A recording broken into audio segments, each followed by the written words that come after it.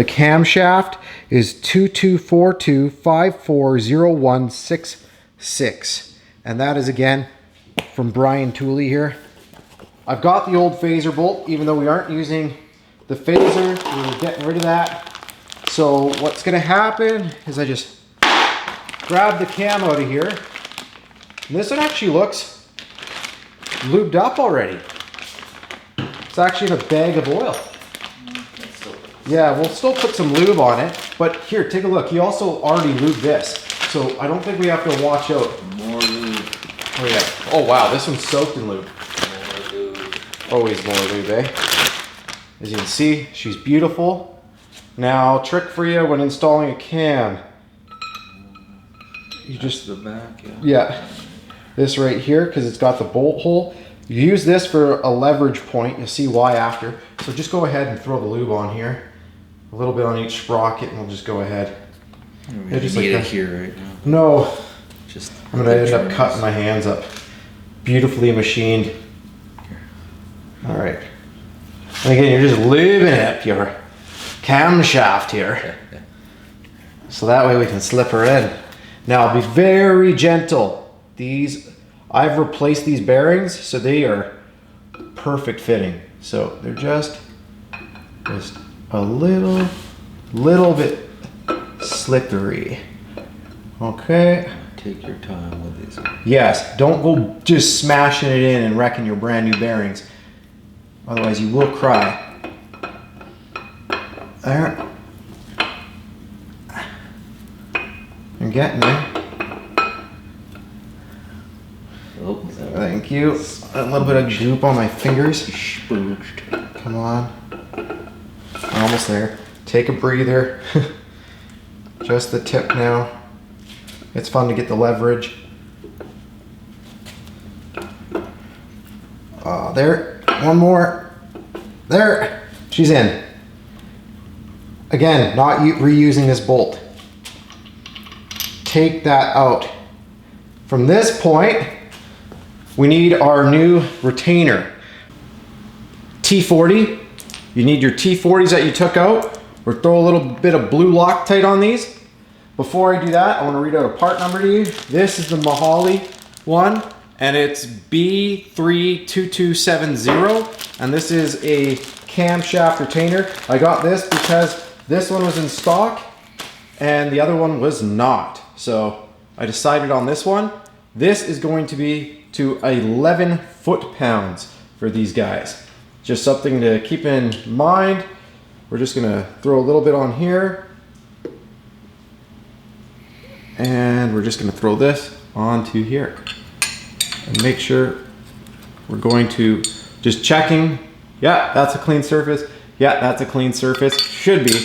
They're both brand new parts, never seen dirt, but you still should double check. So, we're just gonna do that. Use just the tip of this.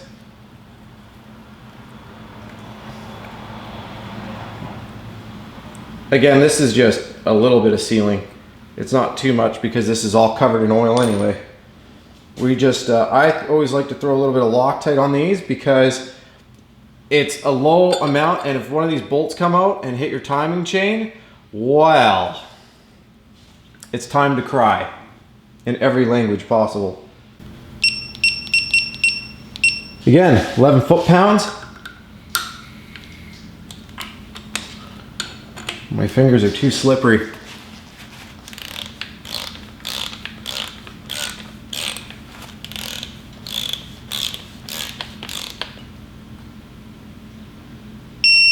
There we go.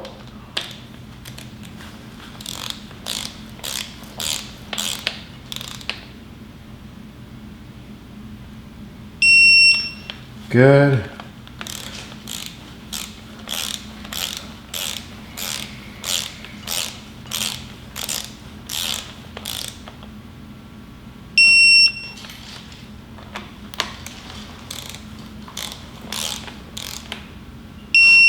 Okay, there we go. Everything's at 11. If you want to, you can go over one last time. There.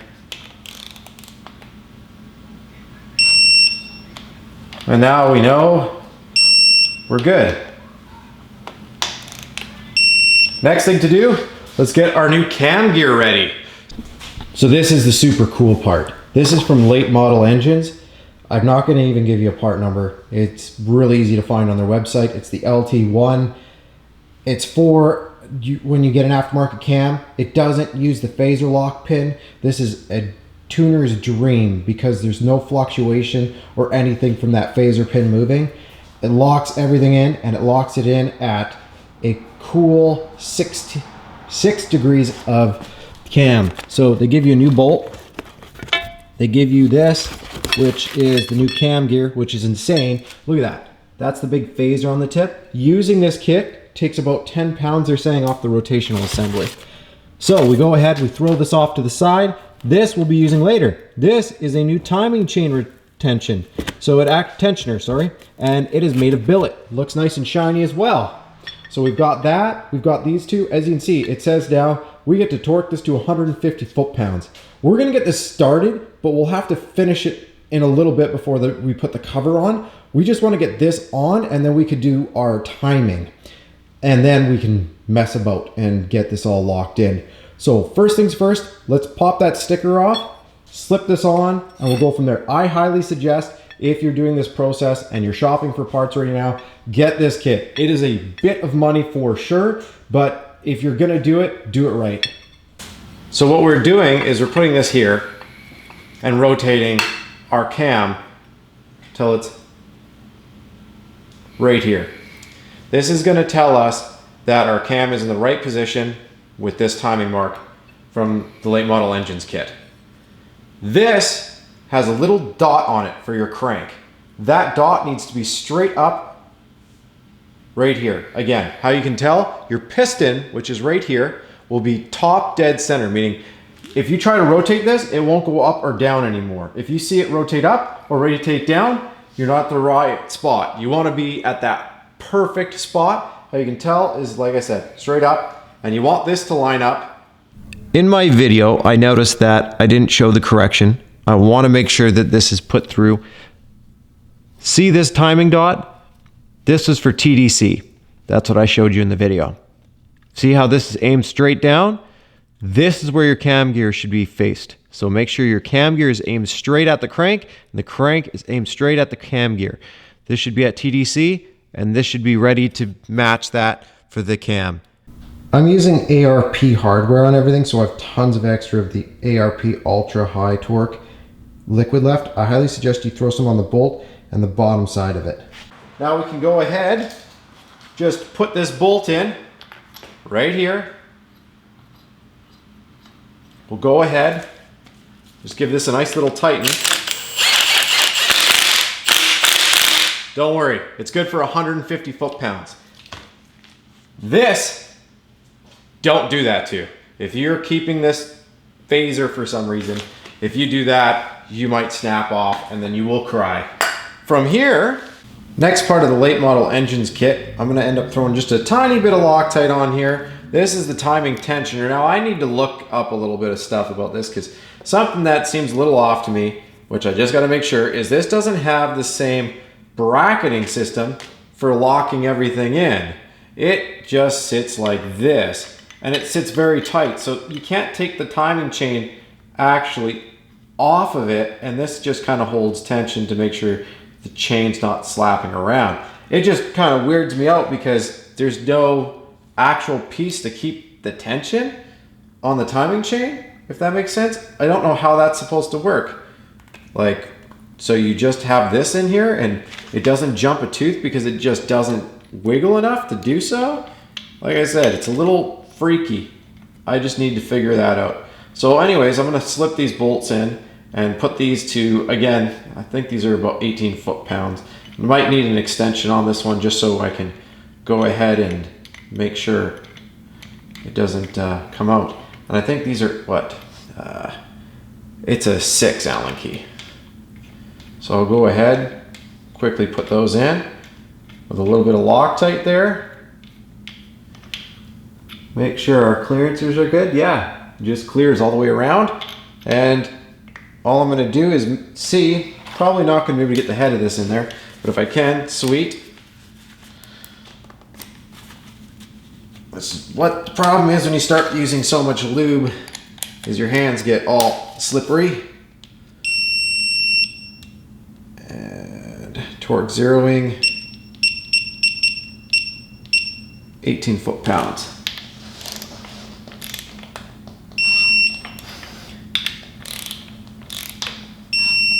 There we go. So those are now tightened in. So I've got this one key set up and it's pretty cool. On the top, as you can see, it has a little bit of a torque meter in here. And if I set it to the second spot, it is 75 to 150 foot-pounds.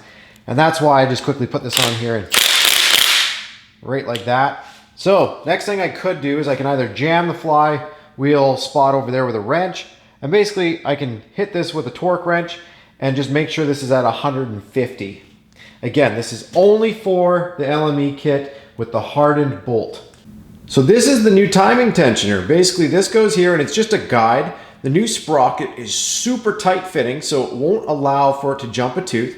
This gets bolted in and replaces this. Apparently this is known to fail, and then your timing jumps a tooth, piston meets valves, and then you no longer have a motor to play with. So they've redesigned it, they've done this. This part apparently doesn't wear out. And yeah, that's the new timing piece right there. So go ahead, like I said, 18 foot-pounds, crank that in.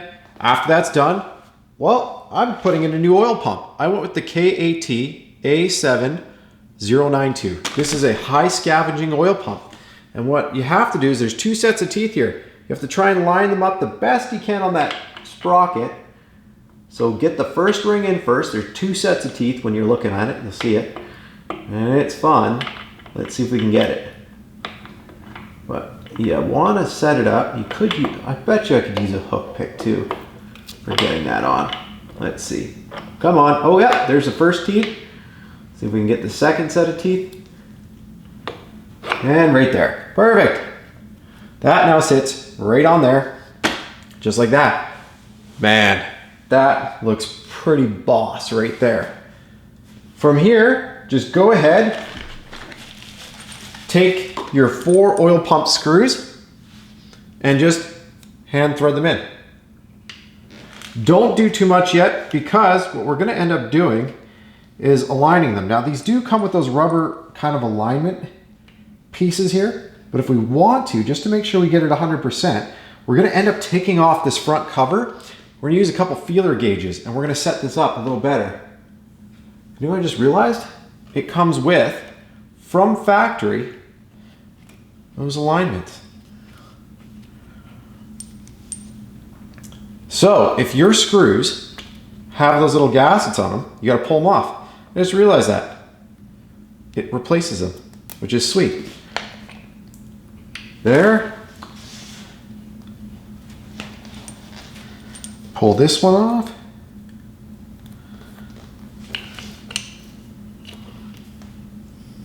And I'll just go ahead and pull this one off.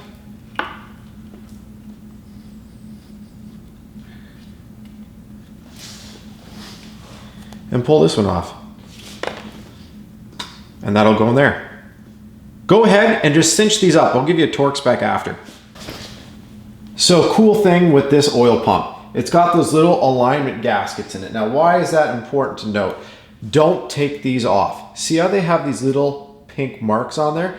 This is for your warranty that you get. If you go ahead and take these bolts out and try and align it, because what some builders will do is they'll take this plate off, they'll take 2 feeler gauges and they'll put it on, and that'll help align it.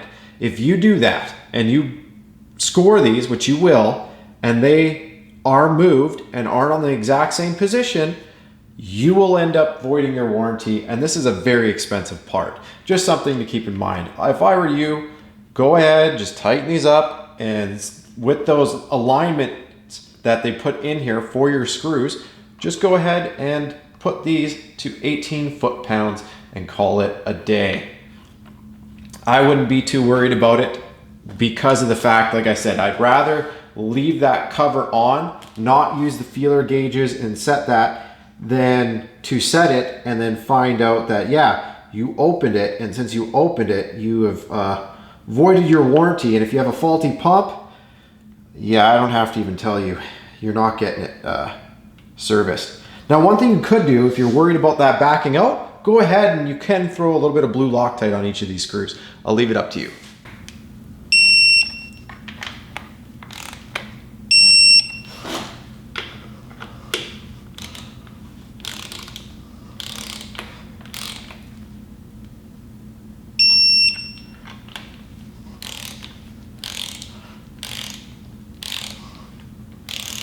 Take a second to admire that before you cover it up. That is a thing of beauty.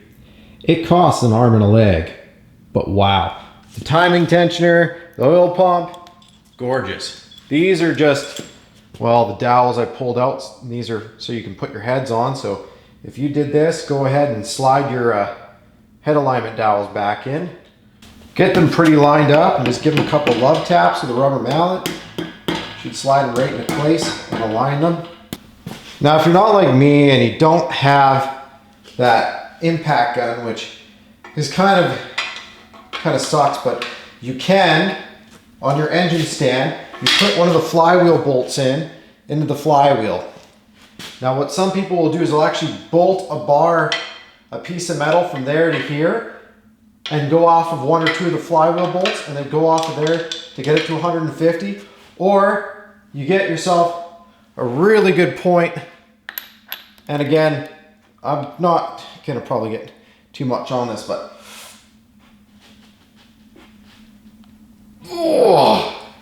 and you just would do that. Like, I managed to max out this torque wrench at 100 foot-pounds doing that method. And again, I think if you had somebody holding it, again, make sure those flex plate bolts are all the way in. Then you go against the big thick part of your engine stand, you should be good. But you can't have any threads hanging out, because if you do, you could break those flex plate bolts. So either way, I just did 100 and it still didn't even turn for me. I know I'm doing good.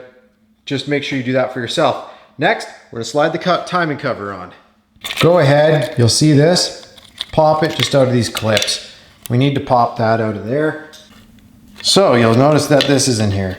Go ahead, pop, take a flat blade, and you just want to compress that clip enough that you can squeeze this out. And there, that one's coming. Oh no, that one needs to go in just a little more. Oh, come on. There we go. Nope. Come on. And make it extra fun just for us. There. Slide that out. We're gonna have to transfer this anyway over to the new cover. So go ahead, slide that through. And then this, you just have to be careful with. You don't break them, but get this panel popper piece just right here and go from there. Perfect. That one, and that sensor, be careful with it. From here, you'll see your 10 or your 8 mil, sorry. Actually, these could be 10 mils. Go ahead, pop these two out so we can slide this all out as one assembly.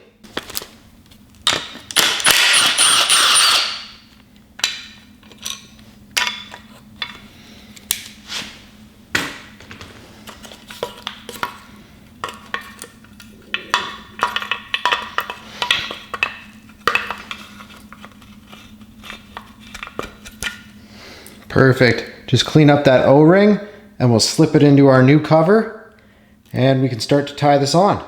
Just pass that wiring harness back through there, stick it down. What I ended up doing is throwing a little bit of RTV silicone around there just to make sure it fully seals. And then I did the same at the bottom of the sensor, not on the sensor. If you get RTV on the sensor, you're gonna hate life. And then all you do is you slide it back through, wiggle it, and just be careful not to damage that O-ring. And we'll just see if we can squeeze it in. Yep, there it goes. And then this looks like it factory wanted to go down and on there. And I bet you this cover doesn't even want that on here anymore. Look at that, it doesn't. So I have to take one of the bolts from here. Let's see, can I put this cover back on there? This cover wants to sit here, that one sits here. So I'm supposed to have a screw for that sensor. I wonder which one it wants me to use. On here, go ahead, sink these back in here. Just pinch and pinch. Make sure that sensor's clean. Looks beautiful, don't it? Perfect. Now, we need our inch pounds, and like all the other 10 bolts, just make sure you get in here and tighten this.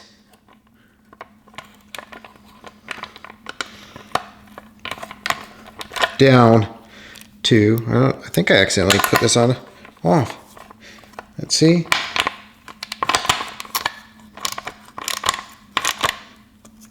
Should be about 84 inch pounds.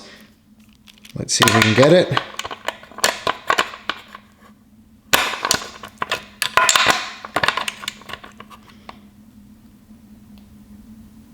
That's tight enough.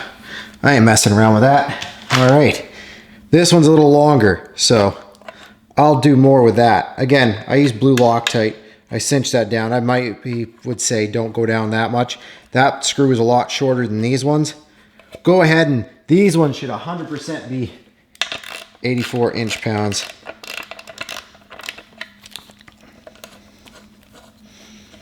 Like I said, that sensor bolt, I just don't want to start cranking it out and stripping out the case, because that would really suck. Let's see this. It'd be neat if they just said, you know, let's include it. Since it is a unique cover,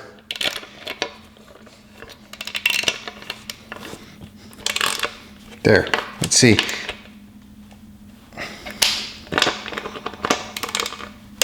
There we go. Not going to make you suffer through that. Just tighten these two down. We've already got that clipped up, and this will clip in the oil pan. We're good to go. Go ahead, check everything. Yep, everything looks good down here. Make sure this is good. All the way up and in here. Just want to make sure this gasket's sitting how it should. If you wanted to, you could do a very light coat of RTV. You shouldn't need to. This is just going to have a little bit of stuff in there, and it should seal perfectly fine.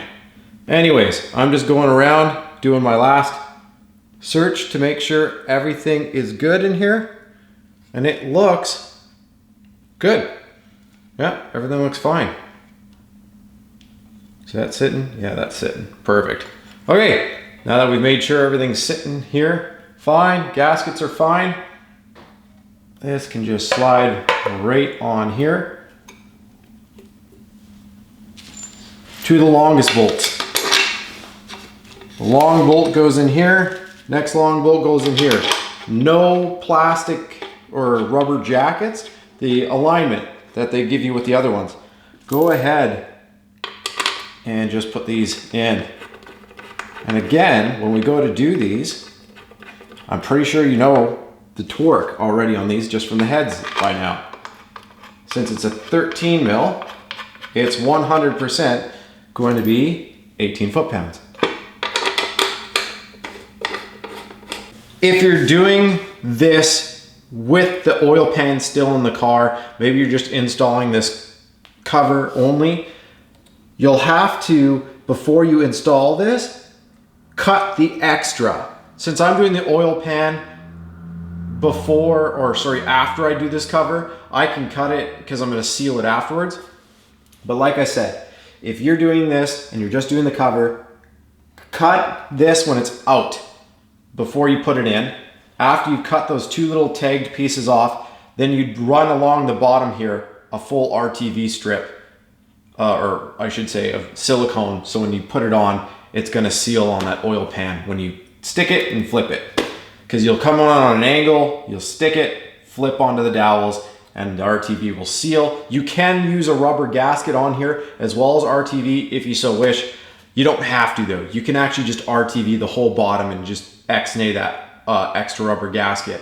And just make sure you add a little bit more RTV where it mates with the block in the oil pan at that trifecta. It's like a T. it goes like this, or an L or a T. Just make sure you put a little bit more there so that way it seals for sure. Because the last thing you want is a drip on that seam. Anyways, now that we've gone ahead and explained all that, let's go ahead and put this on. 18 foot-pounds. Again, just as you're used to, we're gonna start pretty central with this one.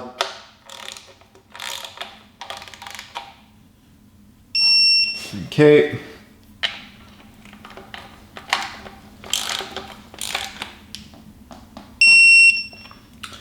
Do one up.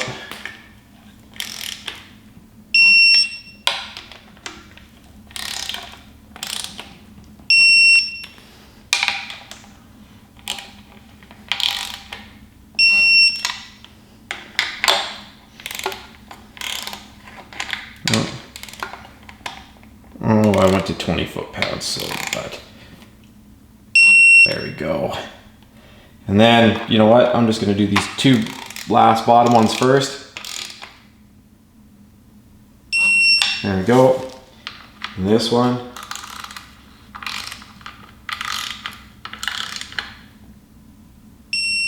There we go. And these two. And this one. Perfect. If you want, do one more pass just to make sure.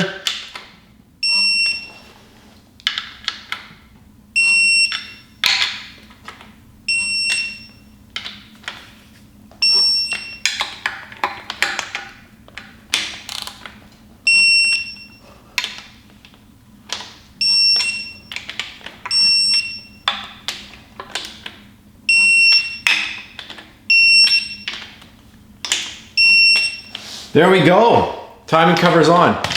The last piece, which I'll leave until the very end and we have the heads on and all other fun stuff, is to do the crank. Because if we can actually add a little compression to the motor when you go to put that crank bolt on, that's what does it. But at least now you can see it. Look how beautiful the new LME timing cover looks. The only thing I would change about this entire setup is if LME would just include that one little screw. I mean, it's not very hard. Then nobody buys the wrong screw and pops it through the cover by accident. And then they don't have to go to the auto parts store and pick up one screw. I mean, you're paying quite a bit for this cover. It's not like you're paying peanuts for it. I think it's over $1,000 Canadian. Anyways, that's for the cover.